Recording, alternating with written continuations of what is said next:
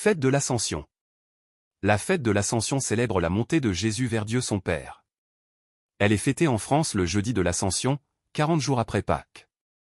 Mort et ressuscité, il quitte ses disciples tout en continuant d'être présent auprès d'eux, mais différemment. Il promet de leur envoyer une force, celle de l'Esprit Saint.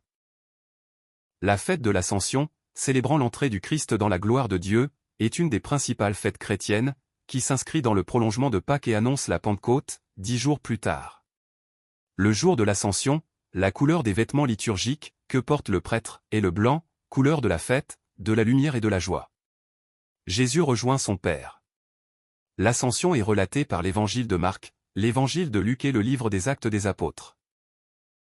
Le livre des Actes des Apôtres rapporte que, 40 jours après Pâques, Jésus apparaît une dernière fois à ses disciples et leur annonce « Vous allez recevoir une force, celle de l'Esprit Saint qui viendra sur vous.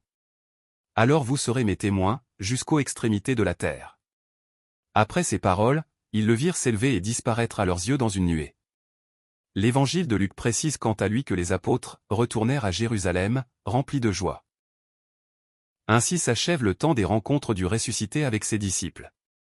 Cependant, selon sa promesse, il sera toujours avec eux, mais d'une présence intérieure, ils ne le verront plus de leurs yeux.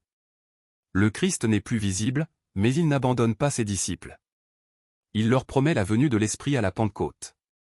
Un nouveau mode de présence. Croire que le Christ ressuscité est entré dans la gloire est un acte de foi. L'ascension est source de liberté. Loin de s'imposer aux hommes, Jésus les laisse libres de croire, et donc d'aimer véritablement. Jésus ne cesse d'inviter les hommes à le suivre, dans la foi, ils doivent apprendre à lire les signes de sa présence et de son action, en particulier dans la célébration des sacrements, notamment l'Eucharistie, mais aussi dans sa parole, son peuple, ses ministres, évêques, prêtres, diacres. Pourquoi restez-vous là à regarder vers le ciel?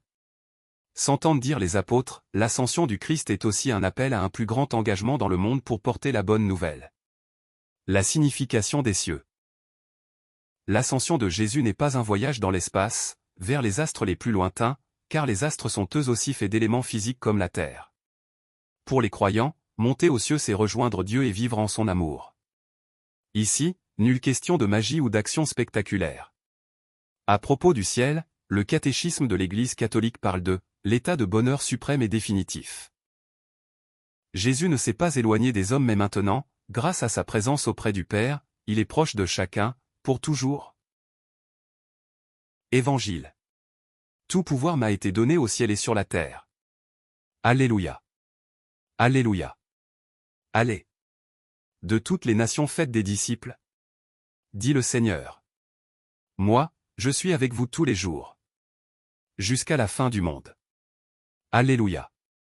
Évangile de Jésus-Christ selon saint Matthieu.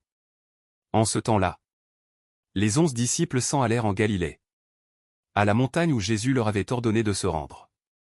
Quand ils le virent, ils se prosternèrent. Mais certains eurent des doutes. Jésus s'approcha d'eux et leur adressa ces paroles. Tout pouvoir m'a été donné au ciel et sur la terre.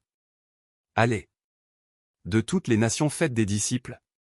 Baptisez-les au nom du Père, et du Fils, et du Saint-Esprit. Apprenez-leur à observer tout ce que je vous ai commandé. Et moi, je suis avec vous tous les jours jusqu'à la fin du monde. Acclamons la parole de Dieu. Louange à toi Seigneur Jésus.